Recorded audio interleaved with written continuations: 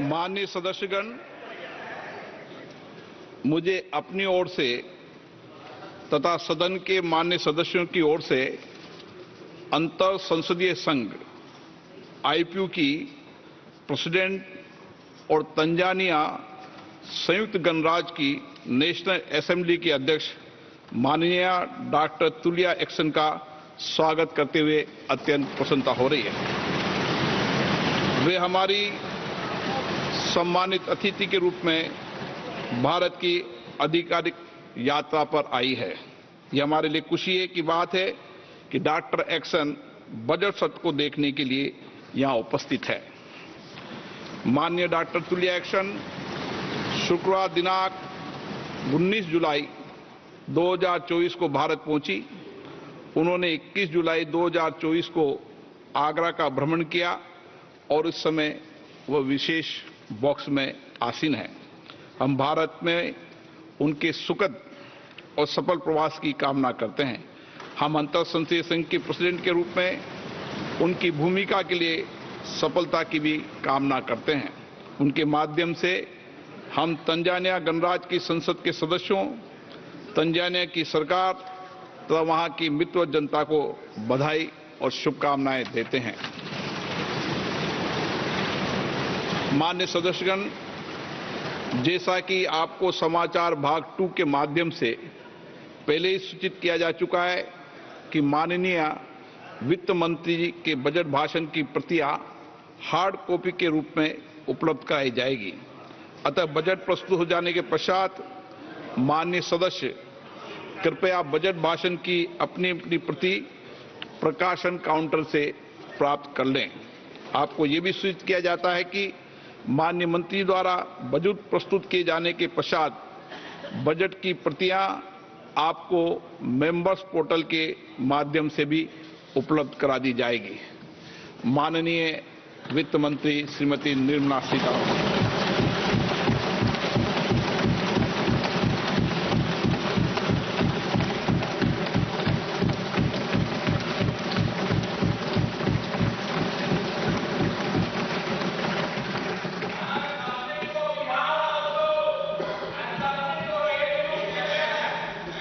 Honorable Speaker, I present the budget for 24-25. Introduction. The people of India have reposed their faith in the government led by Honorable Prime Minister Shri Narendra Modi and re-elected it for a historic third term under his leadership.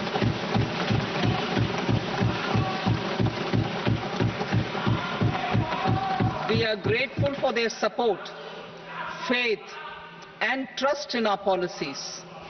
We are determined to ensure that all Indians, regardless of religion, caste, gender, and age, make substantial progress in realizing their life goals and aspirations.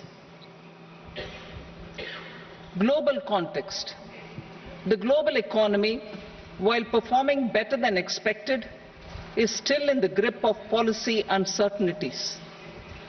Elevated asset prices, political uncertainties, and shipping disruptions continue to pose significant downside risks for growth and upside risks to inflation. In this context, India's economic growth continues to be the shining exception and will remain so in the years ahead.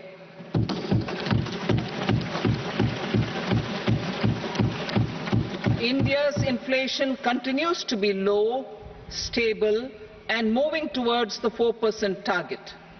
Core inflation, that is non-food and non-fuel, currently is 3.1%. Steps are being taken to ensure supplies of perishable goods reach markets adequately. Interim budget.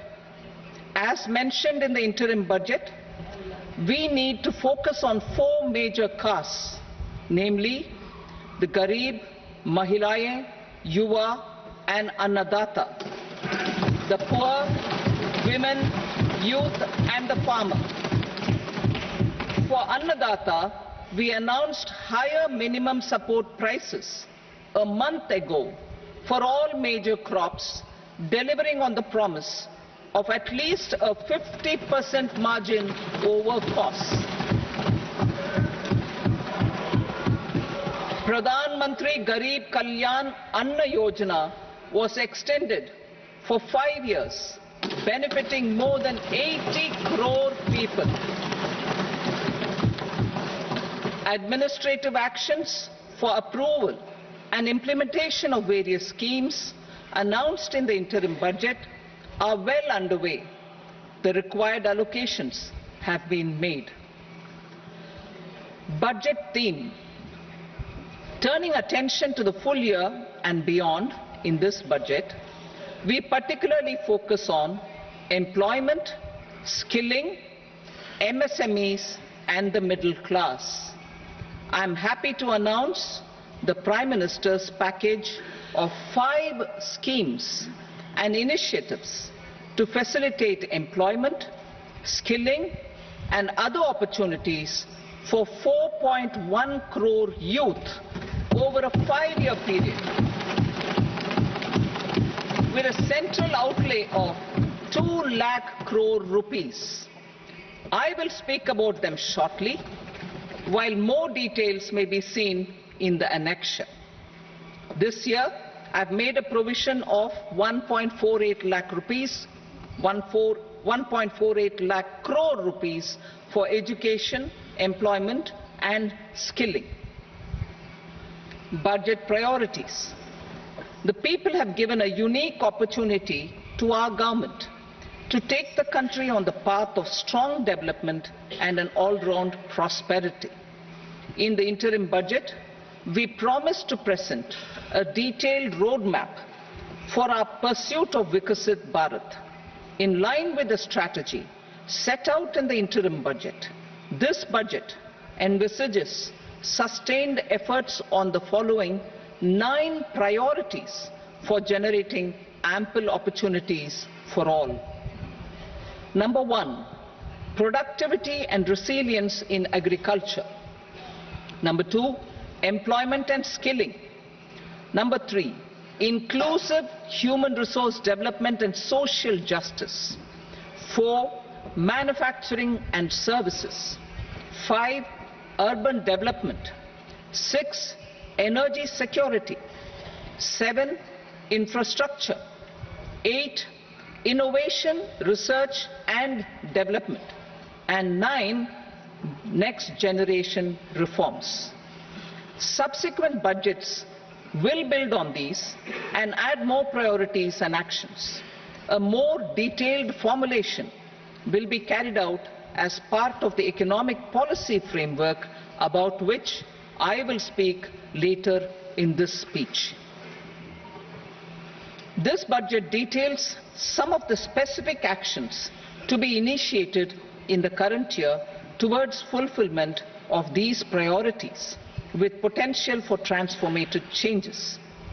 The budget also covers some of the previously made announcements with intent to strengthen them and step up their implementation for expediting our journey towards the goal of Vikasit Bharat. Priority 1, productivity and resilience in agriculture. Transforming agricultural research. Our government will undertake a comprehensive review of the agricultural research setup to bring the focus on raising productivity and developing climate-resilient varieties. Funding will be provided in challenge mode, including to the private sector. Domain experts, both from the government and outside, will oversee the conduct of such research. Release of new varieties. New 109 high-yielding and climate-resilient varieties of 32 field and horticultural crops will be released for cultivation by farmers. Natural farming. In the next 2 years, 1 crore farmers across the country will be initiated into natural farming, supported by certification and branding. Implementation will be through scientific institutions and willing gram panchayats. 10,000 need-based bio-input resource centers will be established. Missions for pulses and oilseeds. For achieving self-sufficiency in pulses and oilseeds, we will strengthen their production, storage and marketing.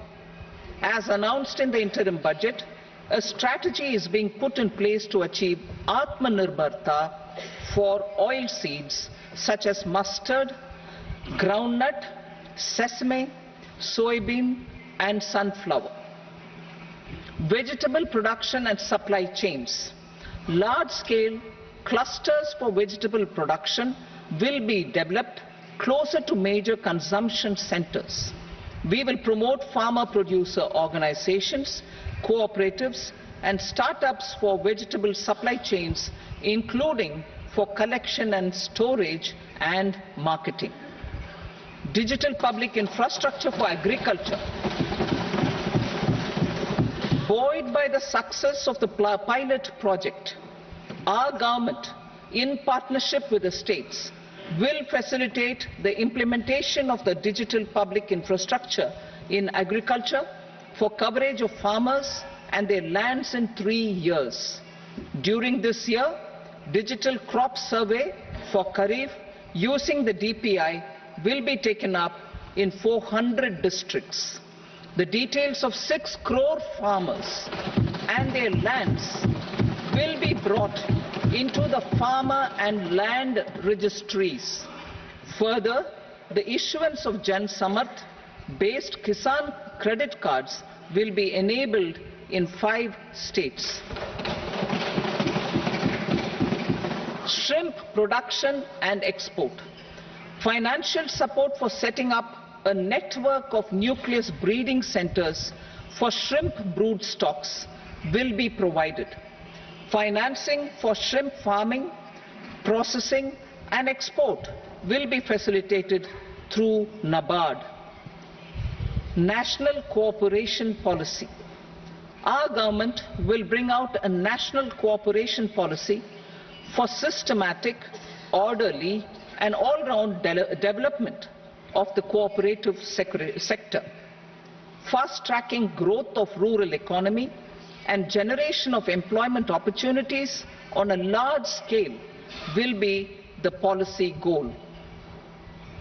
This year, I have made a provision of 1.52 lakh crore rupees for agriculture and allied sectors.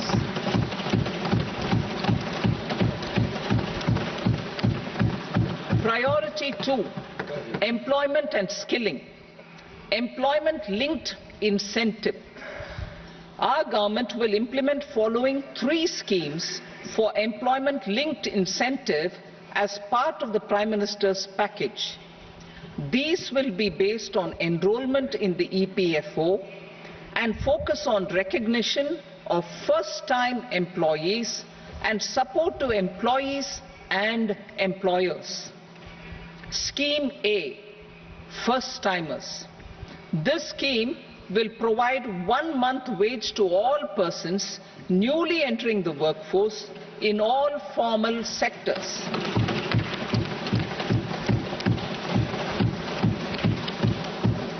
Direct benefit transfer of 1 month's salary in 3 installments to first-time employees as registered in the EPFO will be up to 15,000 rupees. The eligibility limit will be a salary of 1 lakh per month. The scheme is expected to benefit 210 lakh youths.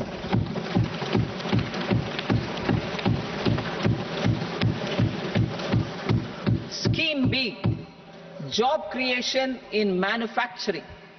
This scheme will incentivize additional employment in the manufacturing sector linked to the employment of first-time employees.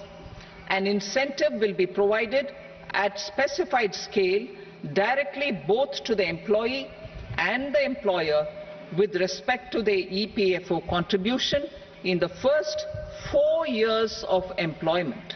The scheme is expected to benefit 30 lakh youth entering employment and their employers.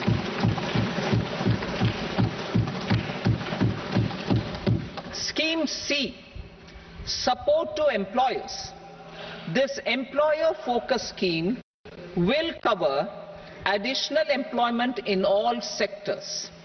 All additional employment within a salary of 1 lakh rupee per month will be counted. The government will reimburse to employers up to 3,000 rupees per month for 2 years towards the EPFO contribution for each additional employee. The scheme is expected to incentivize additional employment of 50 lakh persons.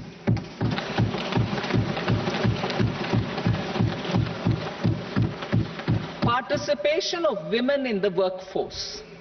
We will facilitate higher participation of women in the workforce through setting up of working women hostels in collaboration with industry and establishing creches. In addition, the partnership will seek to organize women-specific skilling programs and promotion of market access for women SHG enterprises. Skilling program. I am happy to announce a new centrally sponsored scheme as the 4th scheme under the Prime Minister's package for skilling in collaboration with state governments and industry. 20 lakh youth will be skilled over a 5-year period.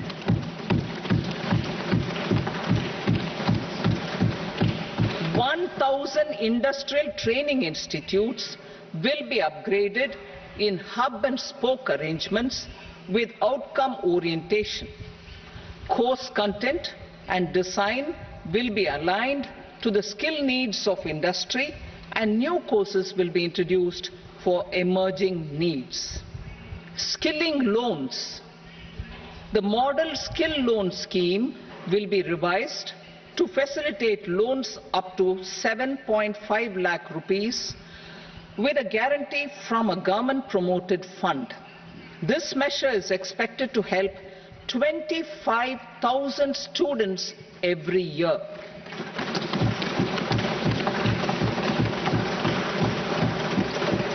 Education loans. For helping our youth who have not been eligible for any benefit under government schemes and policies, I am happy to announce a financial support for loans up to 10 lakh rupees for higher education in domestic institutions.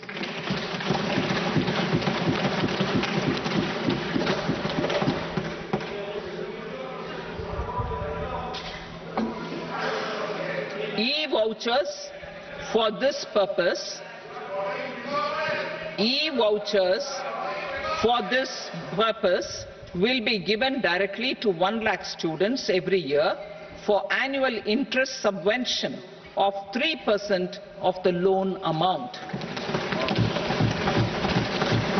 Priority 3, inclusive human resource development and social justice, saturation approach. Our government is committed to all-round, all-pervasive and all-inclusive development of people, particularly farmers, youth, women and the poor. For achieving social justice comprehensively, the saturation approach of covering all eligible people through various programs, including those for education and health, will be adopted to empower them by improving their capabilities. Implementation of schemes meant for supporting economic activities by craftsmen, artisans, self-help groups, scheduled caste, scheduled tribe and women entrepreneurs and street vendors such as the PM Vishwakarma, PM Swanidhi, National Livelihood Missions and Stand Up India will be stepped up. Purvodaya. The states in the eastern part of the country are rich in endowments and have strong cultural traditions. We will formulate a plan, Purvodaya, for the all-round development of the eastern region of the country, covering Bihar, Jharkhand, West Bengal, Odisha and Andhra Pradesh. This will cover human resource development, infrastructure and generation of economic opportunities to make the region an engine to attain Vikasit Bharat. On the Amritsar-Kolkata Industrial Corridor, we will support development of an industrial node at Gaya. This corridor will catalyze industrial development of the eastern region. The industrial node at Gaya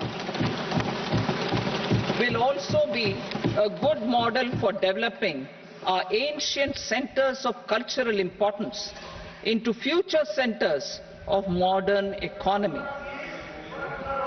This model shall showcase Vikas B, Virasat B in our growth trajectory. We will also support development of road connectivity projects, namely 1. Patna-Purnia Expressway, 2. Buxar-Bhagalpur Expressway, 3. Bodh Gaya, Rajgir, Vaishali and Darbhanga spurs, and 4.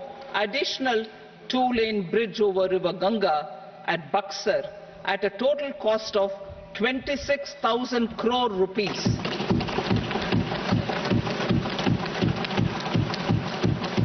Power projects, including setting up of a new 2,400 megawatt power plant at Pir Painti, will be taken up at a cost of 21,400 crore rupees.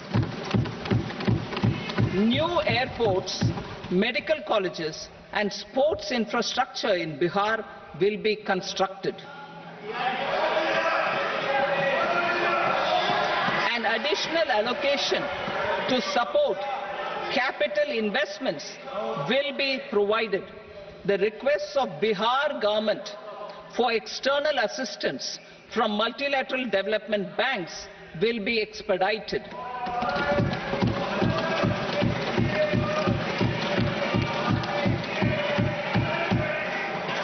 Andhra Pradesh Reorganization Act. Our government has made concerted efforts to fulfill the commitments in Andhra Pradesh Reorganization Act.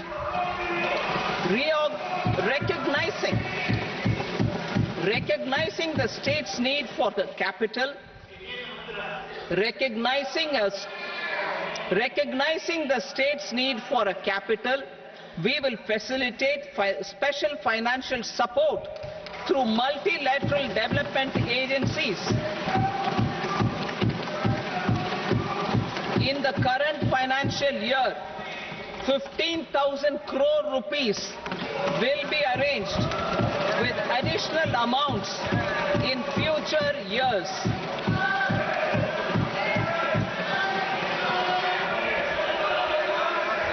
Our government is fully committed to financing and early completion of the Polavaram irrigation project, which is the lifeline for Andhra Pradesh and its farmers. This will facilitate our country's food security as well. Under the Andhra Pradesh Reorganization Act, for promoting industrial development, funds will be provided for essential infrastructure such as water, power, railways and roads. In Kopparthi node on the Visakhapatnam-Chennai Industrial Corridor and Varavakal node on the Hyderabad-Bangalore Industrial Corridor. An additional allocation will be provided this year towards capital investment for economic growth. Grants for backward regions of Rayalaseema, Prakasham, North Coastal Andhra, as stated in the Act, will be provided. PM Awas Yojana. 3 crore additional houses under the PM Awas Yojana in rural and urban areas in the country have been announced, for which the necessary allocations are being made. Women-led development.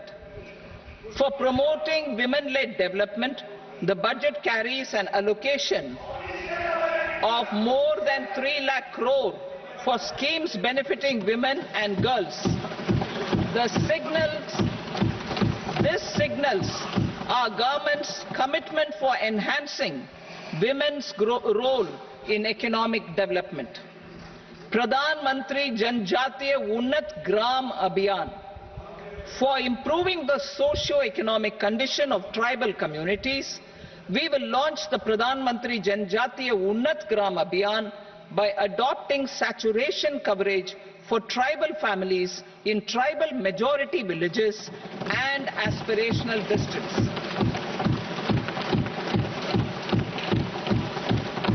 This will cover 63,000 villages, benefiting 5 crore tribal people. Bank branches in northeastern region. More than 100 branches of India Post Payment Bank will be set up in the northeast region to expand the banking services. This year, I have made a provision of 2.66 lakh crore rupees for rural development, including rural infrastructure. Priority 4, manufacturing and services, support for promotion of MSMEs. This budget provides special attention to MSMEs and manufacturing, particularly labor-intensive manufacturing. We have formulated a package covering financing, regulatory changes, and technology support for MSMEs to help them grow and also compete globally, as mentioned in the interim budget. I am happy to announce the following specific measures. Credit guarantee scheme for MSMEs in the manufacturing sector. For facilitating term loans to MSMEs for purchase of machinery and equipment without collateral or third-party guarantee, a credit guarantee scheme will be introduced. The scheme will operate on pooling of credit risks of such MSMEs. A separately constituted self-financing guarantee fund will provide to each applicant guarantee cover up to 100 crore rupees, while the loan amount may be larger. The borrower will have to provide an upfront guarantee fee and an annual guarantee fee on the reducing loan balance. New assessment model for MSME credit. Public sector banks will build their own in-house capability to assess MSMEs for credit instead of relying on external assessment. They will also take a lead in developing or getting developed a new credit assessment model based on the scoring of digital footprints of the MSMEs in the economy. This is expected to be a significant improvement over the traditional assessment of credit eligibility based only on asset or turnover criteria. That will also cover MSMEs without a formal accounting system. Credit support to MSMEs during stress period. I'm happy to announce a new mechanism for facilitating continuation of bank credit to MSMEs during their stress period while being in special mention account, SMA stage, for reasons beyond their control. MSMEs need credit to continue their business and to avoid getting into the NPA stage. Credit availability will be supported through a guarantee from a government-promoted fund.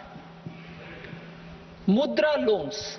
The limit of Mudra loans will be enhanced to 20 lakh from the current 10 lakh for those entrepreneurs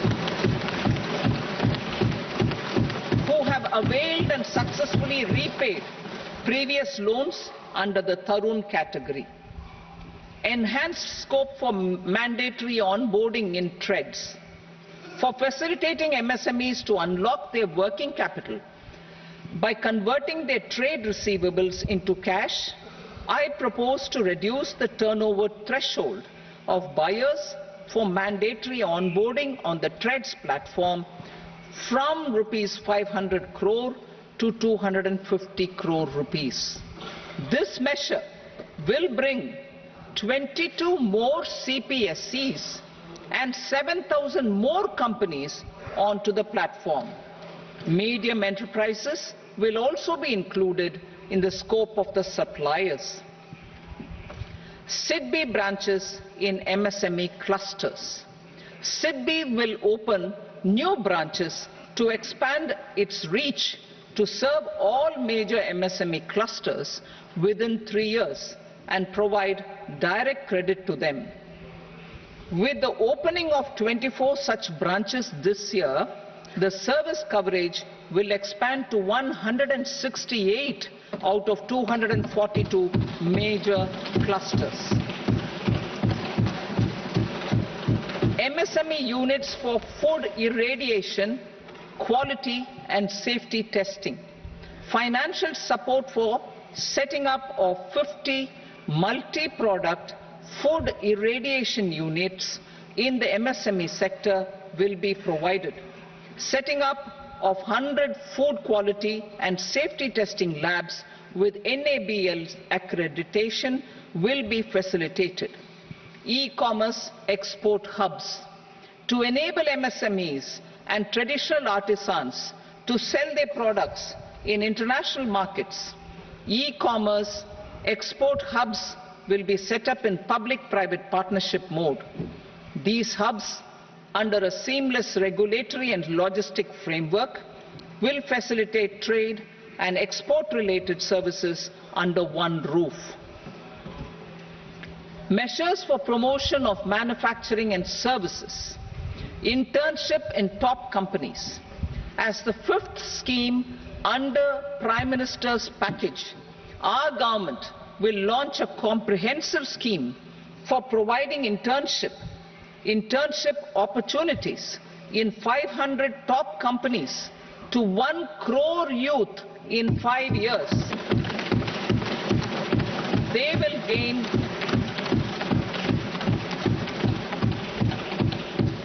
will gain exposure for 12 months to real-life business environment, varied professions and employment opportunities. An internship allowance of 5,000 per month, 5,000 rupees per month, along with a one-time assistance of 6,000 rupees will be provided. Companies will be expected to bear the training cost and 10% of their internship cost from their CSR funds. Industrial parks. Our government will facilitate development of investment-ready, plug-and-play industrial parks with complete infrastructure in or near 100 cities in partnership with the states and private sector by better using town planning schemes. 12 industrial parks under the National Industrial Corridor Development Program also will be sanctioned.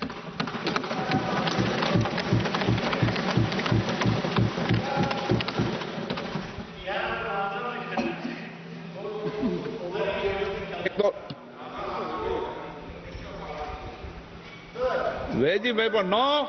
Please, Petty.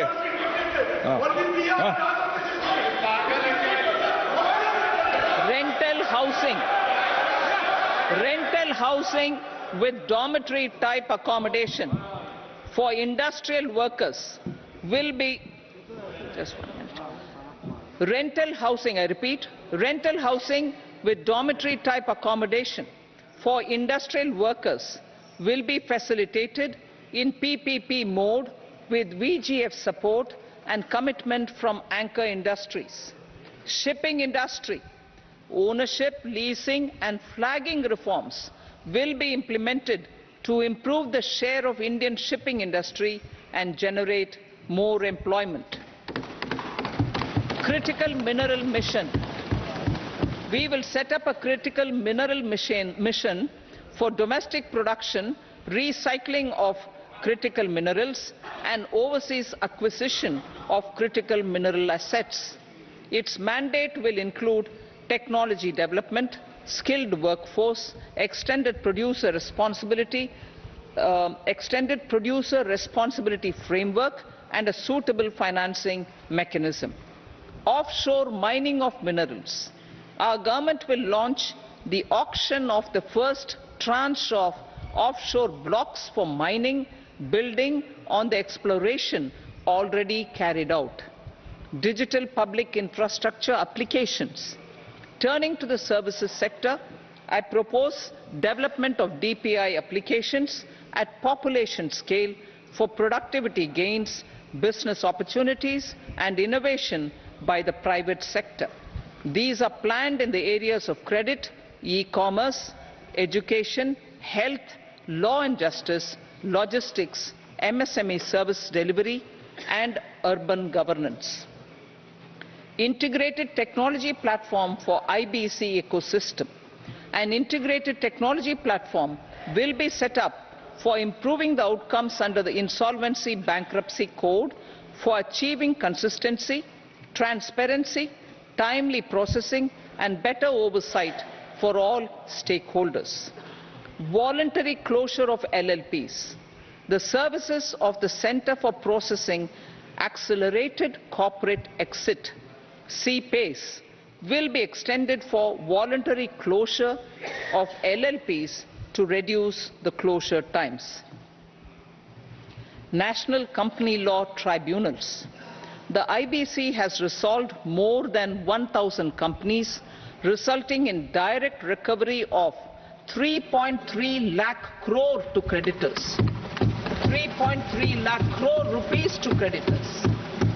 In addition, 28,000 cases involving over 10 lakh crore rupees have been disposed of even prior to admission.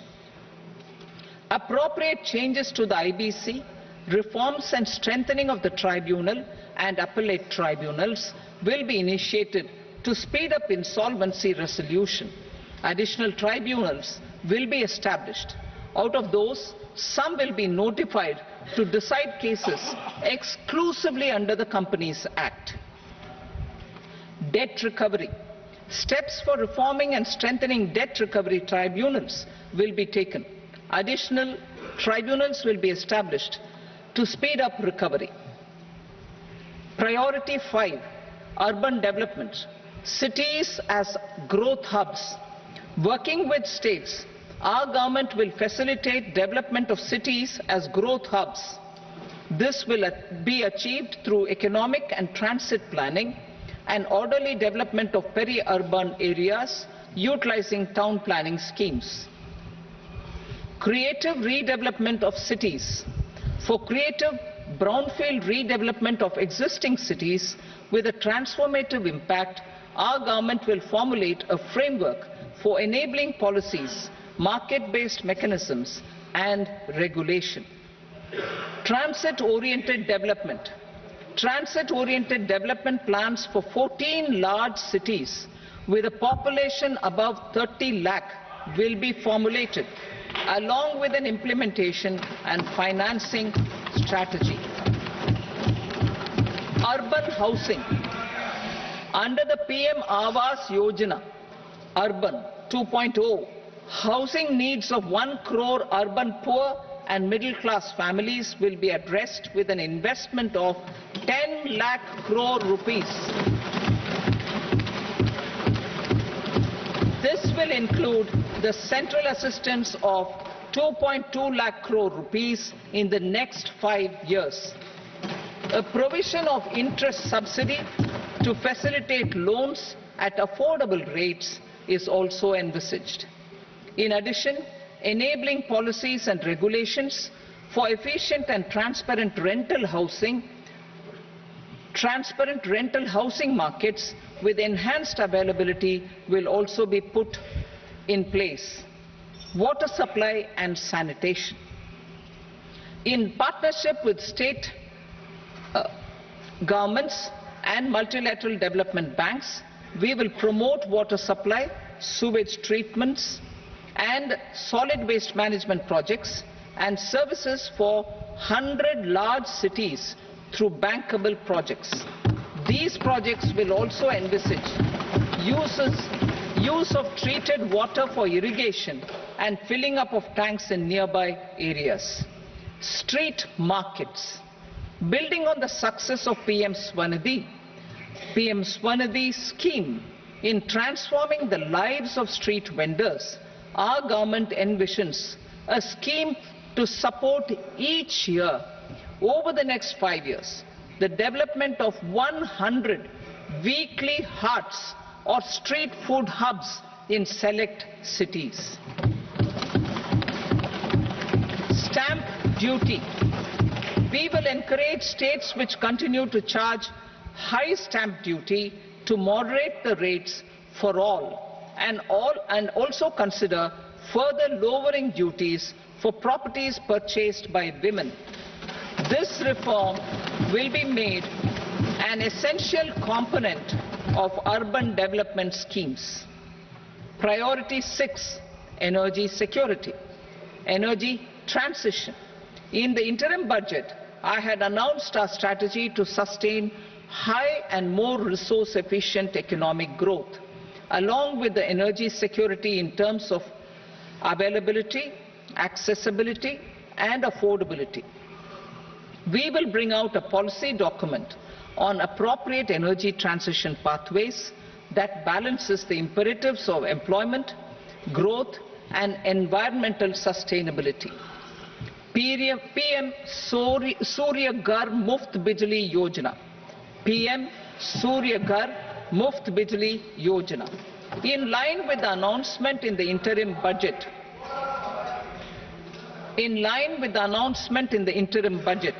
PM Surya Ghar Muft Bijli Yojana has been launched to install rooftop solar plants to enable 1 crore households obtain free electricity up to 300 units every month. The scheme has generated remarkable response with more than 1.28 crore registrations and 14 lakh applications, and we will further encourage it. Pumped storage policy. A policy for promoting pumped storage projects will be brought out for electricity storage and facilitating smooth integration of the growing share of renewable energy with its variable and intermittent nature in the overall energy mix. Research and development of small and modular nuclear reactors. Nuclear energy is expected to form a very significant part of the energy mix for Vikasit Bharat.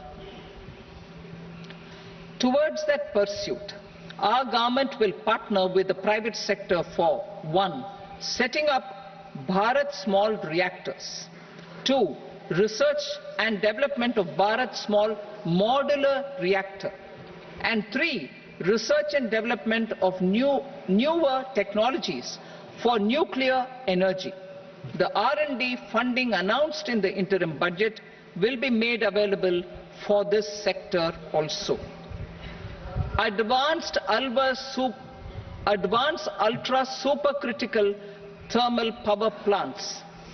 The development of indigenous technology for advanced ultra supercritical thermal power plants with much higher efficiency has been completed. A joint venture between NTPC and BHEL will set up a full-scale 800 megawatt commercial plant using AUSC technology. The government will provide the required fiscal support. Moving forward, development of indigenous capacity for the production of high-grade steel and other advanced metallurgy materials for these plants will result in strong spin-off benefits for the economy. Roadmap for hard-to-abate industries.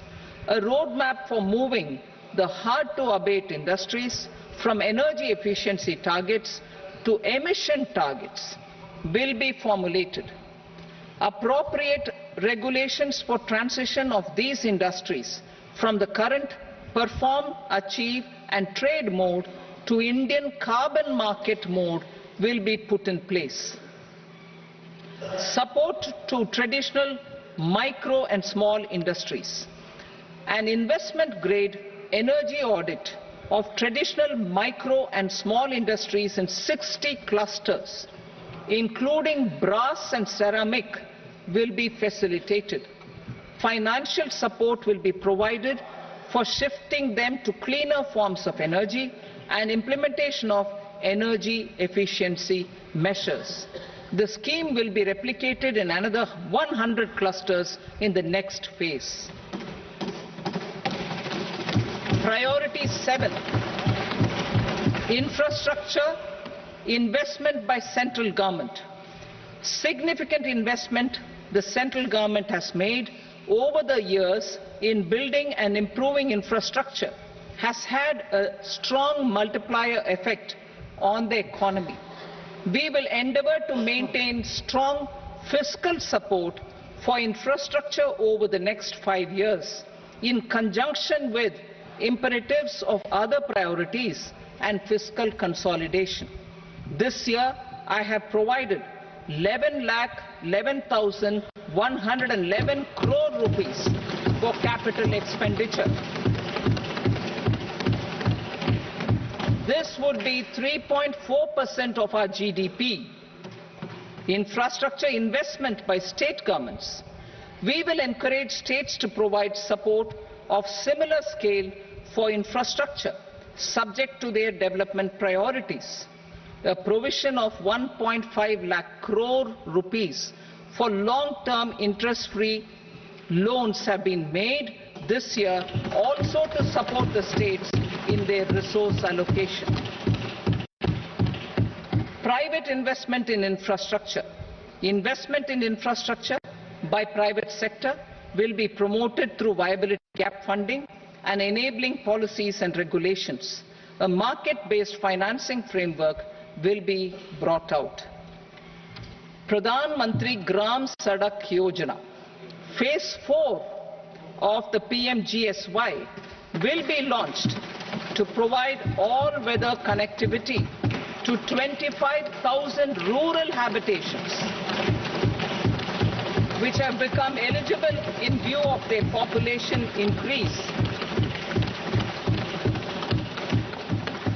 Irrigation and flood mitigation. Bihar has frequently suffered from floods, many of them originating outside the country. Plans to build flood control structures in Nepal are yet to progress. Our government, through the Accelerated Irrigation Benefit Program and other sources, will provide financial support for projects with estimated cost of 11,500 crore rupees,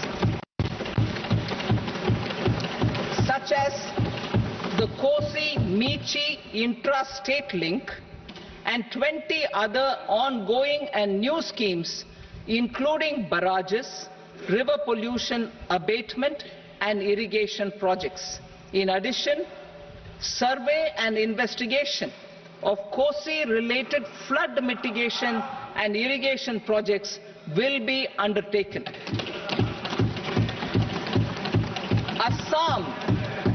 Assam grapples with floods every year by the Brahmaputra River and its tributaries originating outside India. We will provide assistance to Assam for flood management and related projects.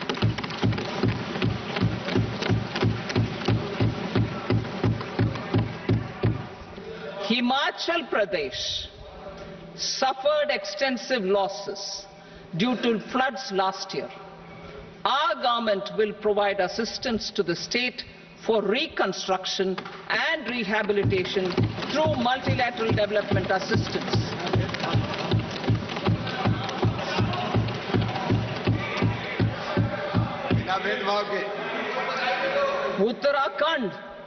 Uttarakhand too suffered losses due to cloudbursts and massive landslides.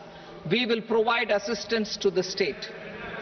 Recently, Sikkim witnessed devastating flash floods and landslides that wreaked havoc across the state. Our government will provide assistance to the state. Tourism has always been a part of our civilization.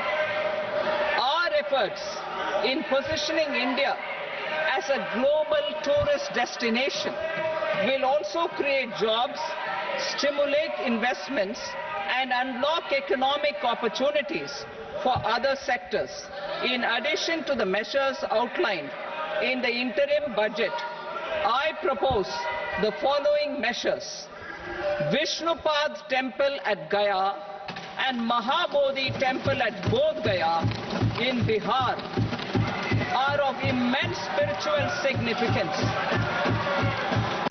Comprehensive development of Vishnupad Temple corridor and Mahabodhi Temple corridor will be supported, modeled on the successful Kashi Vishwanath Temple corridor to transform them into world-class pilgrim and tourist destinations. Rajgir holds immense religious significance for Hindus, Buddhists and Jains. The 20th Tirthankara Muniswarata temple in the Jain temple complex is ancient. The Saptarishi or the 7 hot springs form a warm water Brahmkund that is sacred. A comprehensive development initiative for Rajgir will be undertaken. Our government will support the development of Nalanda as a tourist center, besides reviving Nalanda University to its glorious stature. Odisha's scenic beauty, temples, monuments, craftsmanship, wildlife sanctuaries, natural landscapes and pristine beaches make it an ultimate tourism destination. Our government will provide assistance for their development to Odisha as well. Priority 8, innovation, research and development. We will operationalize the Anusandhan National Research Fund for basic research and prototype development. Further, we will set up a mechanism for spurring private sector-driven research and innovation at commercial scale with a financing pool of 1 lakh crore rupees in line with the announcement in the interim budget. Space economy. With our continued emphasis on expanding the space economy by 5 times in the next 10 years, a venture capital fund of 1,000 crore rupees will be set up. Priority 9, next generation reforms. Economic policy framework. We will formulate an economic policy framework to delineate the overarching approach to economic development and set the scope of the next generation of reforms for facilitating employment opportunities and sustaining high growth. Our government will initiate and incentivize reforms for 1. Improving productivity of factors of production, and 2. Facilitating markets and sectors to become more efficient. These reforms will cover all factors of production, namely land, labor, capital and entrepreneurship, and technology as an enabler of improving total factor productivity and bridging inequality. Effective implementation of several of these reforms requires collaboration between the centre and the states, and building consensus as development of the country lies in development of the states. For promoting competitive federalism and incentivizing states for faster implementation of reforms, I propose to earmark a significant part of the 50-year interest-free loan. Working with the states, we will initiate the following reforms.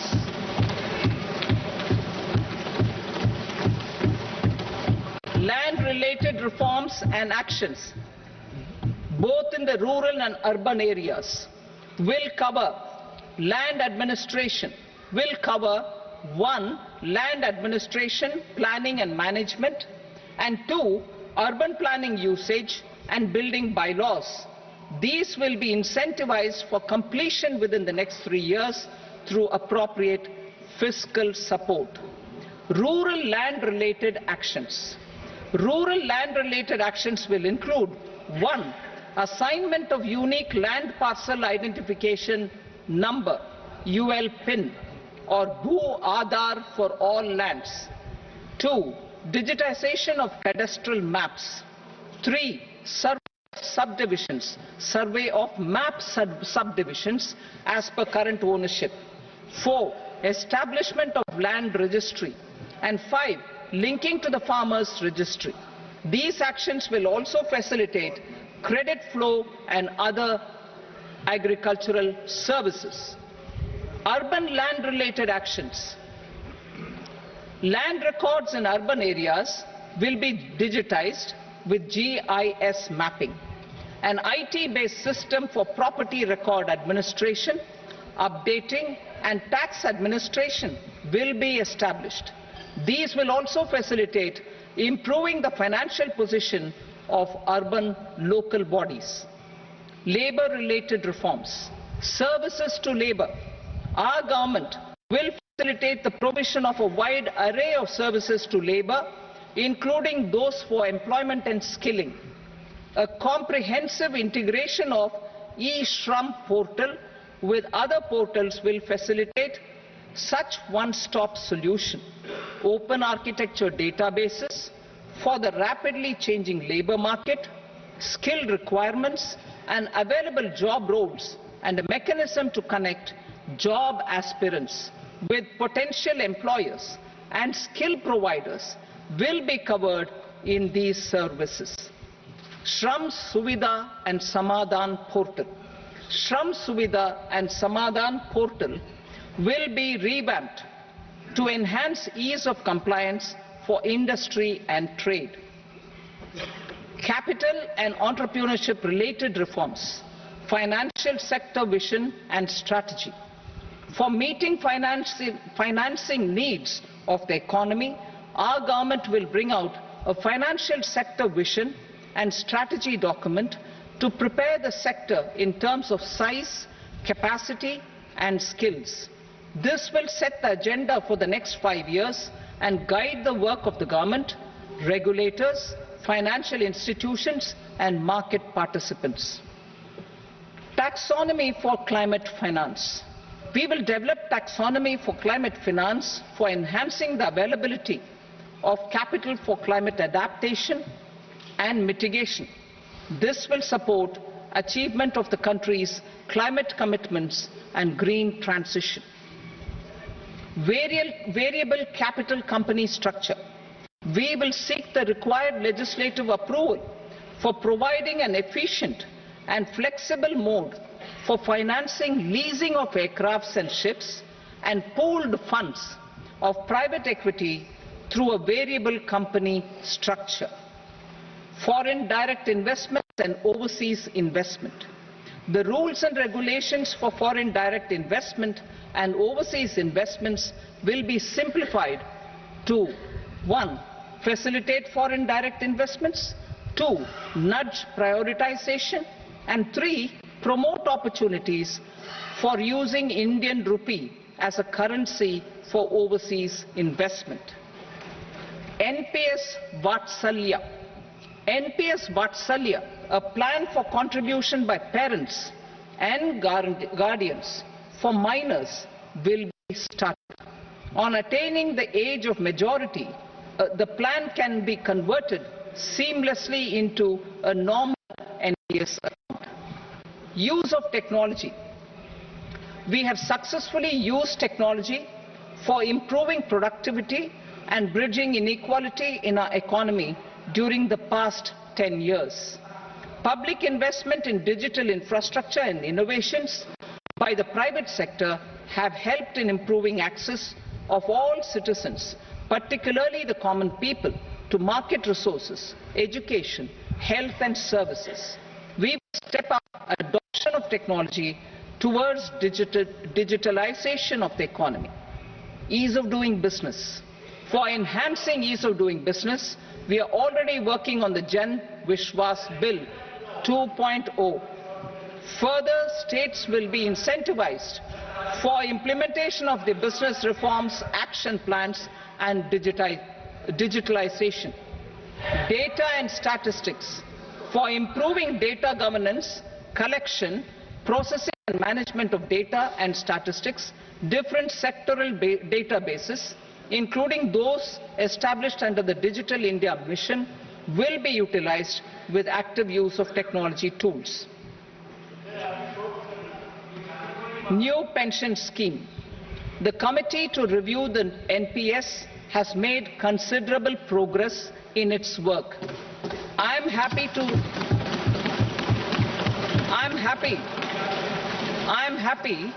that the staff side of the National Council of the Joint Consultative Machinery for Central Government Employees has taken a constructive approach. A solution will be evolved which addresses the relevant issues while maintaining fiscal prudence to protect the common citizens.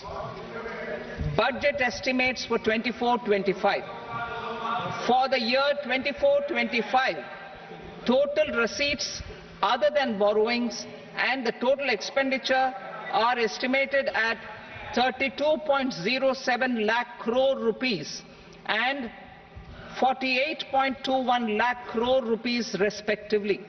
The net tax receipts are estimated at 25.83 lakh crore rupees. The fiscal deficit is estimated at 4.9% of the GDP. The gross and the net market borrowings through dated securities during 24-25 are estimated at 14.01 lakh crore rupees and 11.63 lakh crore rupees respectively. Both will be less than that in 23-24. The fiscal consolidation path announced by me in 2021 has served our economy very well, and we aim to reach the deficit below 4.5% next year. The government is committed to staying the course. From 2026-27 onwards, our endeavour will be to keep the fiscal deficit each year such that the central government's debt will be on a declining path as percentage of GDP. I will now move to Part B.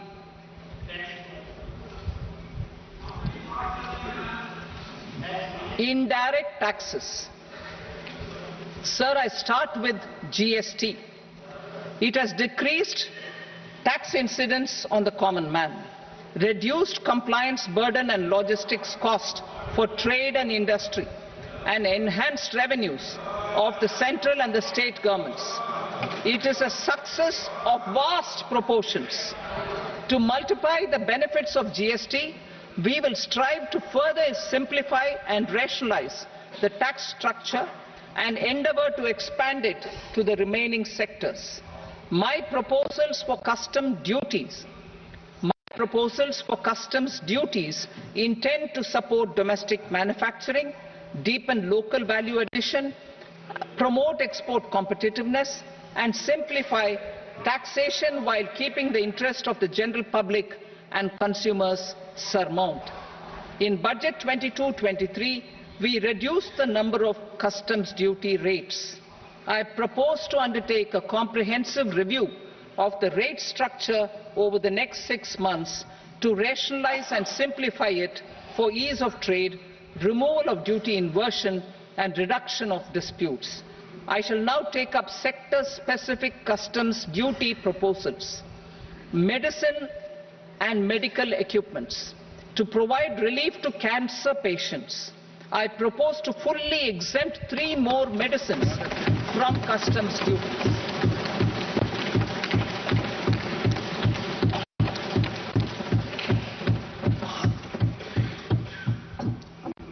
I also propose changes in the BCD on X-ray tubes and flat panel detectors for use in medical X-ray machines under the phased manufacturing program so as to synchronize them with the domestic capacity addition. Mobile phone and related parts.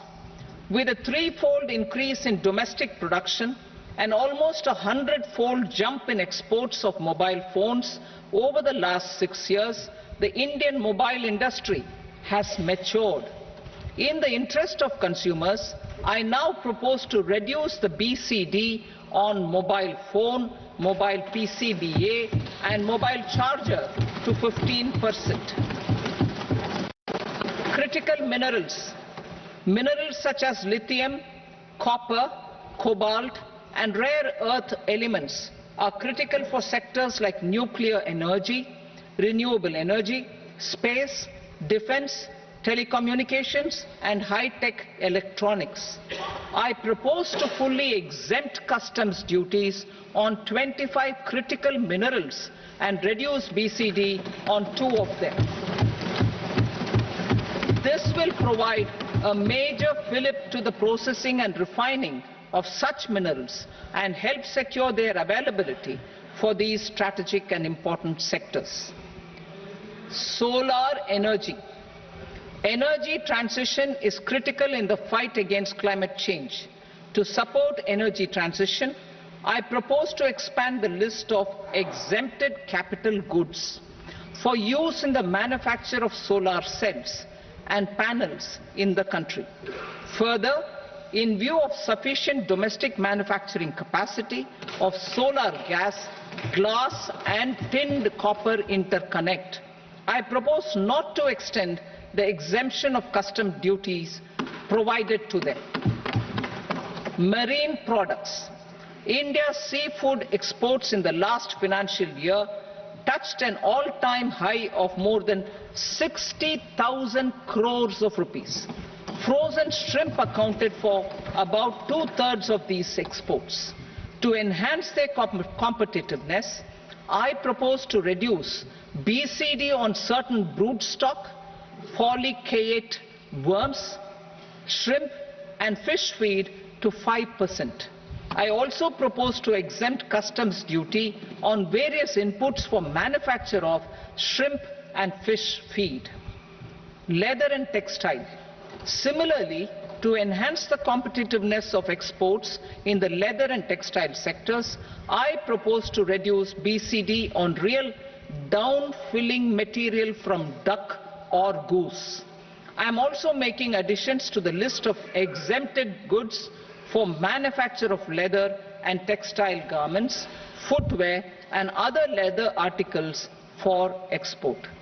To rectify inversion in duty, I propose to reduce BCD subject to conditions on methylene diphenyl diisocyanate MDI for manufacture of spandex yarn from 7.5 to 5%.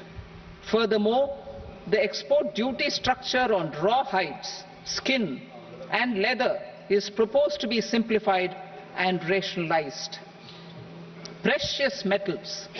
To enhance domestic value addition in gold and precious metal jewelry in the country, I propose to reduce customs duties on gold and silver to 6% and that of platinum to 6.4%.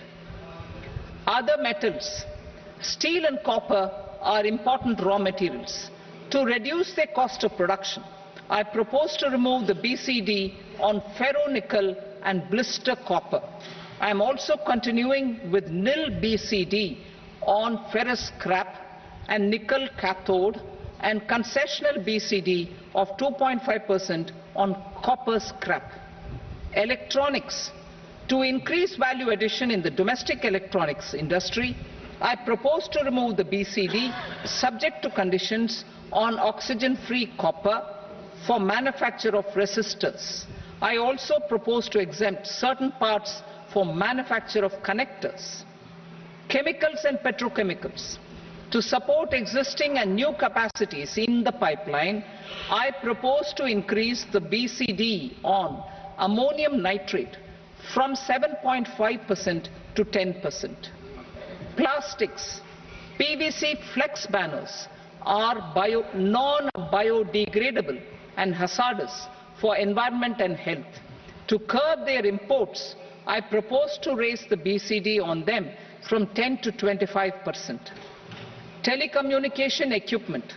To incentivize domestic manufacturing, I propose to increase the BCD from 10 to 15% on PCBA of specified telecom equipment. Trade facilitation. To promote domestic aviation and boat and ship MRO, I propose to extend the period for export of goods imported for repairs from 6 months to 1 year. I'll read that again. To promote domestic aviation and boat and ship maintenance, repair and operations, I propose to extend the period for export of goods imported for repairs from 6 months to 1 year. In the same vein, I propose to extend the time limit for re-import of goods for repairs under warranty from 3 to 5 years. I now move to direct taxes.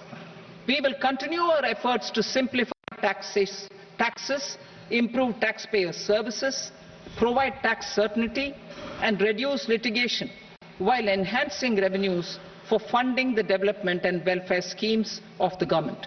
It has been our endeavour to simplify taxation. We have taken a number of measures in the last few years, including introduction of simplified tax regimes without exemptions and deductions for corporate tax and for personal income tax. This has been appreciated by taxpayers. 58% of corporate tax came from the simplified tax regime in the financial year 22-23. Similarly, as per data available till now, for the last fiscal, more than 2/3 have availed the new personal income tax regime. Comprehensive review of the Income Tax Act. I am now announcing a comprehensive review of the Income Tax Act 1961. The purpose is to make the Act concise, lucid, easy to read and understand. This will reduce disputes and litigation, thereby providing tax certainty to the taxpayers. I will also bring down the demand embroiled in litigation. It is proposed to be completed in 6 months. A beginning is being made in the finance bill by simplifying the tax regime for charities, tedious rate structures, provisions of reassessment and such provisions, and capital gains taxation. Simplification for charities and tedious. Two tax exemption regimes. The two tax exemption regimes for charities are proposed to be merged into one. The 5% tedious rate on many payments is being merged into the 2% tedious rate, and the 20% tedious rate on repurchase of units by mutual funds or UTI is being withdrawn. Tedious rate on e-commerce operators is proposed to be reduced from 1 to 0.1%. Moreover, credit of TCS is proposed to be given in the TDS to be deducted on salary. Further, I propose to decriminalize delay for payment of TDS up to the due date of filing statement for the same. I also plan to provide a standard operating procedure for TDS defaults and simplify and rationalize the compounding guidelines for such defaults. Simplification of reassessment. I propose to thoroughly simplify the provisions for reopening and reassessment. An assessment hereinafter can be reopened beyond 3 years from the end of the assessment year only if the escaped income is 50 lakh rupees or more, up to a maximum period of 5 years from the end of the assessment year. Even in such cases, a time limit of 6 years before the year of the search, as against the existing time limit of 10 years, is being proposed. This will reduce tax uncertainty and disputes. Simplification and rationalization of capital gains. Capital gains taxation is also proposed to be hugely simplified. Short-term gains on certain financial assets shall henceforth attract a tax rate of 20%, while that on all other financial assets and all non-financial assets shall continue to attract the applicable tax rate. Long-term gains on all financial and non-financial assets, on the other hand, will attract a tax rate of 12.5%. For the benefit of the lower and the middle income classes, I propose to increase the limit of exemption of capital gains on certain financial assets to 1.25 lakh rupees per year. Listed financial assets held for more than a year will be classified as long-term, while unlisted financial assets and all non-financial assets will have to be held for at least 2 years to be classified as long-term. Unlisted bonds and debentures, debt mutual funds and market-linked debentures, irrespective of holding period, however, will attract tax on capital gains at applicable rates. Taxpayer services. All the major taxpayer services under GST and most services under customs and income tax have been digitalized. All remaining services of customs and income tax, including rectification and order giving effect to appellate orders, shall be digitalized and made paperless over the next 2 years. Litigation and appeals. While our concerted efforts to reduce pendency of appeals at various appellate fora are beginning to show good results, it will continue to engage our highest attention. To dispose of the backlog of first appeals, I plan to deploy more officers to hear and decide such appeals, especially those with large tax effect. For resolution of certain income tax disputes pending in appeal, I am also proposing Vivad Se Vishwas Scheme 2024. Further, I propose to increase monetary limits for filing appeals related to direct taxes, excise and service tax in the tax tribunals, high courts and Supreme Court to 60 lakh rupees, 2 crore rupees and 5 crore respectively.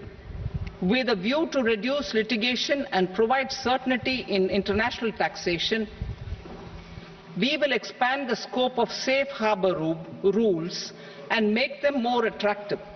We will also streamline the transfer pricing assessment procedure.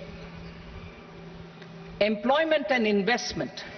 I have a few proposals to promote investment and foster employment. First of all, to bolster the Indian startup ecosystem, boost the entrepreneurial spirit, and to support innovation, I propose to abolish the so-called angel tax for all classes of investors. Second, there is tremendous potential for cruise tourism in India.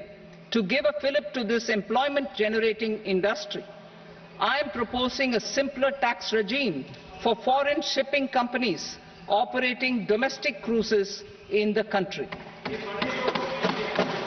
Third, India is a world leader in the diamond cutting and polishing industry, which employs a large number of skilled workers. To further promote the development of this sector, we would provide for safe harbor rates for foreign mining companies selling raw diamonds in the country. Fourth, to attract foreign capital for our development needs, I propose to reduce the corporate tax rate on foreign companies from 40 to 35%. Deepening the tax base.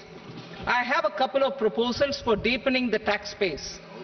First, security transaction tax on futures and options of securities is proposed to be increased to 0.02% and 0.1% respectively. Second, for reasons of equity, I propose to tax income received on buyback of shares in the hands of recipients. Other proposals. To improve social security benefits, deduction of expenditure by employers towards NPS is proposed to be increased from 10 to 14% of the employee's salary.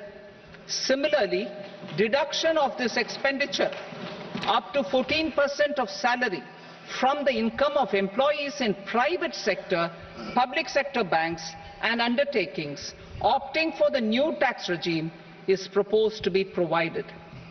Indian professionals working in multinationals get ESOPs and invest in social security schemes and other movable assets abroad. Non-reporting of such small foreign assets has penal consequences under the Black Money Act. Such non-reporting of movable assets up to 20 lakh rupees is proposed to be depenalized. Other major proposals in the finance bill relate to withdrawal of equalization levy of 2%, expansion of tax benefits to certain funds and entities in IFSCs, and immunity from penalty and prosecution to Benamidar on full and true disclosure so as to improve conviction under the Benami Transaction Prohibition Act 1988. Personal income tax. Coming to personal income tax rates, I have two announcements to make for those opting for the new tax regime. First, the standard deduction for salaried employees is proposed to be increased from 50,000 to 75,000 rupees.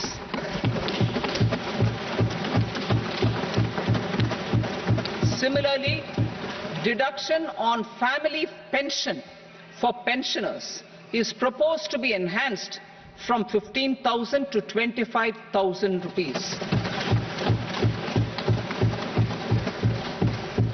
This will provide relief to about 4 crore salaried individuals and pensioners.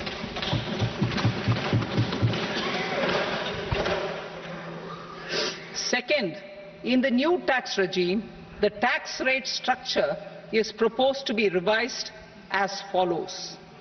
0 to 3 lakh rupees, nil. 3 to 7 lakh rupees, 5%. 7 to 10 lakh rupees, 10%. 10 to 12 lakh rupees, 15%. 12 to 15 lakh rupees, 20%. And above 15 lakh rupees, 30%. As a result of these changes, a salaried employee in the new tax regime stands to save up to 17,500 rupees in income tax.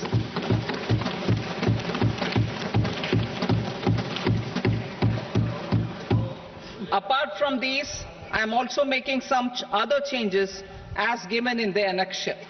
As a result of these proposals, revenue of about 37,000 crore that is 29,000 crore in direct taxes and 8,000 crore in indirect taxes, will be foregone, while revenue of about 30,000 crore rupees will be additionally mobilized.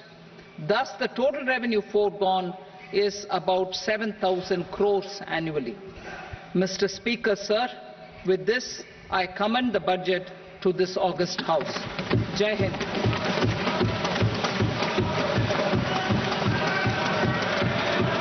Item number 2. Item number 2.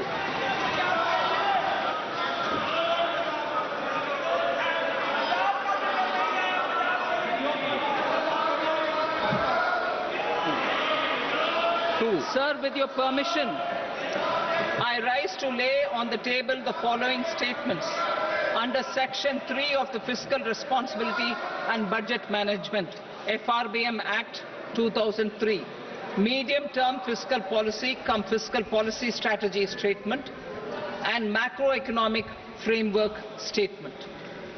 Item number 3. Sir, with your permission, I rise to move for leave to introduce the Finance Number 2 Bill 2024. प्रश्न ये कि विधेयक को पुनर्स्थापित करने की अनुमति प्रदान की जाए। जो सदस्य इसके पक्ष में हाँ कहें, जो सदस्य विरोध में ना कहें। मेरे विचार में निर्णय हाँ वालों के पक्ष में अनुमति प्रदान की जाती है। माननीय मंत्री जी, अब विधेयक पुनर्स्थापित करें। Sir, I introduce the bill. Item number 4. The Union Territory of Jammu and Kashmir budget. Sir, I rise to present a statement, Hindi and English versions, of the estimated receipts and expenditure of the Union Territory of Jammu and Kashmir for the year 24-25. सभा की कार्रवाई कल बुधवार दिनांक 24 जुलाई 2024 को प्राप्त 11 बजे तक के लिए स्थगित की जाती है।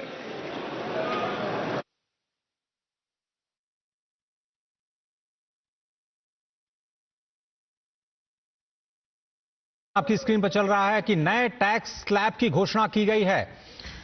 इस बजट की सबसे बड़ी खबर यही है कि टैक्स स्लैब्स में परिवर्तन किया गया है। नए टैक्स रिजीम को अब डिफॉल्ट रिजीम बनाने की ओर ये सरकार जा रही है। 7 से 10 लाख की आमदनी पर 10% का टैक्स, 12 से 15 लाख की आमदनी पर 20% का टैक्स, 15 लाख से अधिक की आय पर अब 30% का नया टैक्स देना होगा। 0 से 3 लाख रुपए तक कोई भी टैक्स नहीं देना होगा। 3 लाख रुपए तक की आमदनी पर कोई टैक्स नहीं।